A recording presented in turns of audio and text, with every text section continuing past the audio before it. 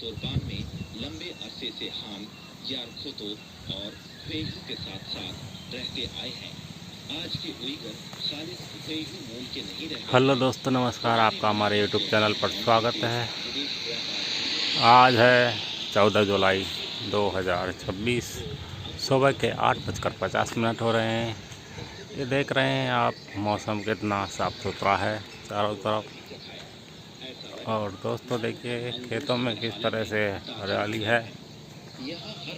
बाजरे की फसल का टाइम है। बीज रहित सफेद अंगूर, घोड़ी के थन जैसे अंगूर, लाल अंगूर, काला अंगूर और ये है नीम का पेड़। अंगूर आदि। बीज रहित सफेद अंगूर तुर्पान में सर्वश्रेष्ठ माने जाते हैं। इनका बुआई क्षेत्रफल सबसे बड़ा है, जो कुल क्षेत्रफल का 80% भाग बनता है।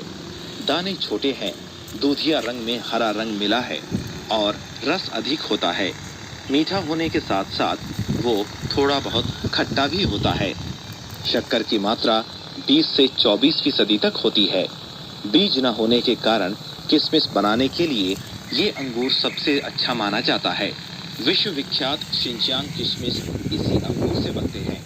ढलानों पर मिट्टी के मकान कतारों में खड़े हैं। मकानों में छोटी छोटी खिड़कियां हैं। दूर से देखने पर ये चौकोर संदूक से लगते हैं।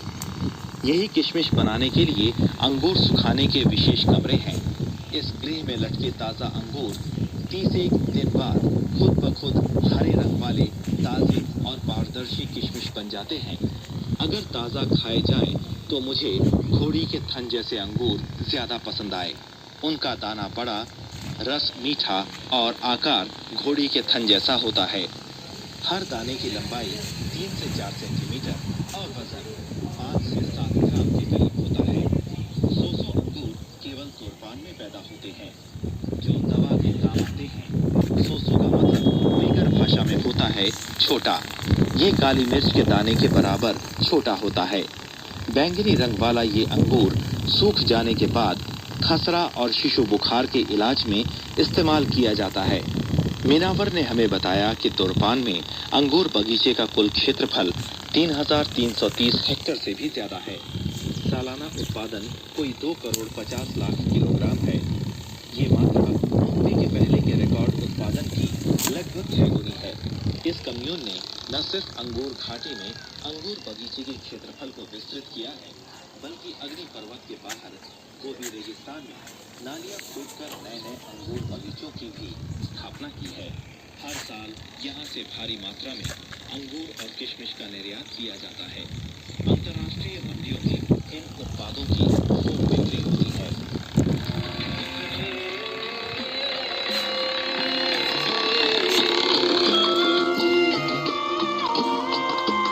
पश्चिमी एशिया से आयातित अंगूर।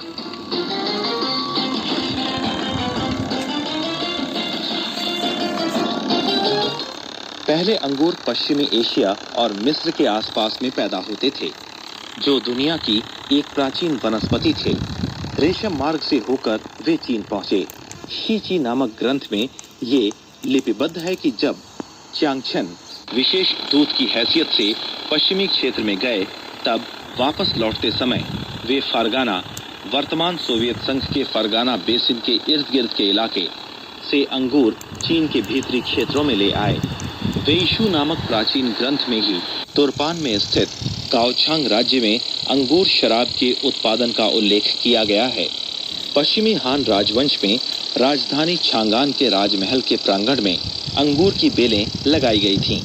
लेकिन 500-600 वर्षों बाद, यानी थांग राजवंश के प्रारंभिक काल में भी। जी हाँ दोस्तों, चाइना रेडियो इंटरनेशनल हिंदी का प्रसारण है, जो सुबह 8:30 से 9:30 होता है।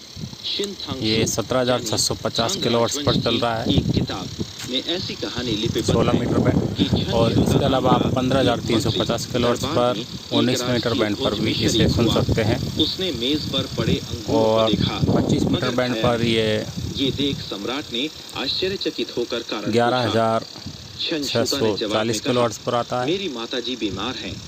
और 21 मीटर बैंड पर 13,720 किलोवाट्स पर भी आता है। दुर्लभ होते हैं, लेकिन वो दोनों धुंधले चलते हैं। ये थोड़ा साफ सुथरा चलता है। ले जाना चाहता हूँ। एक मंत्री के लिए भी अंगूर दुर्लभ थे, तो ये माना जा सकता है कि उस जमाने में आम जनता के लिए ये कितनी विरल चीज रही होगी। खान राजवंश के सम्राट ताइचुंग के शासनकाल तक अंगूर की शराब भीतरी क्षेत्रों में बननी शुरू हो गई थी।